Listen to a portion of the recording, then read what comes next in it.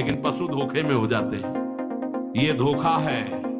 अगर पशुवत बुद्धि रखोगे तो ये धोखा तुम्हें पूरा का पूरा जीवन नष्ट कर देगा। इसी धोखे से निकलने के लिए हमें अवसर मिला है। योगस्य प्रथमम द्वारम वांग निरोधो अपरिग्रह। वाणी से मौन रहिए, जितनी आवश्यकता है उतना वस्त्र लीजिए। एक संत भगवान आए थे, एक मार्किन ऐसे बांधे हुए थे, साल उड़ाया तो बोले आपकी आज्ञा इसलिए ओढ़ लेते हैं।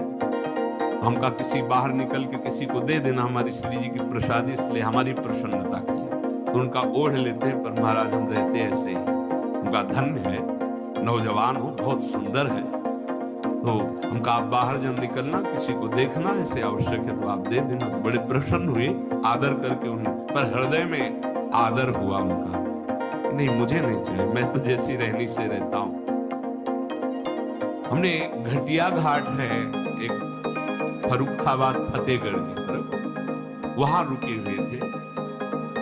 एक महात्मा को देखा, वयोवृद्ध थे, एक पतली माघ महीना, ये कौन सा माघ चल रहा है, यही तो चल रहा है, मकर संक्रांति का अवसर। तो वहां रामनगरिया लगती है 1 महीने के लिए, जैसे प्रयाग में कुंभ में लगता है, तो गंगा किनारे हर साल मकर संक्रांति में हजारों लोग 1 महीना वास करते हैं, रोज गंगा स्नान त्रिकाल करते हैं।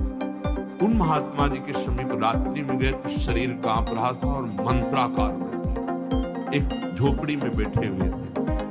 बड़ी लज्जा लगी हमें अपने ऊपर कि हमारा जवान शरीर है, 30-35 वर्ष पहले की बात, और हम 1 मार्किन पहने, 1 मार्किन ओढ़े, तो केवल 1 मार्किन पे है, तो हमारा क्या कर्तव्य बनता, हमको ये भी फेंक देना चाहिए। ये वयोवृद्ध है और मौन है, तो उनसे प्रार्थना की कि यहाँ आश्रम से एक कंबल ले आए, आपका शरीर कांप रहा है। ऐसे मुस्कुरा नहीं, तो चोट पे चोट लग रही थी, धिक्कार हमारे जीवन को, ये वयोवृद्ध होकर इतना तितिक्षापूर्ण जीवन, और हम जवान होकर के इसको सह नहीं पा रहे। आप सच्ची मानना, जो तितिक्षापूर्ण है बहुत जल्दी भगवत साक्षात्कार होता है।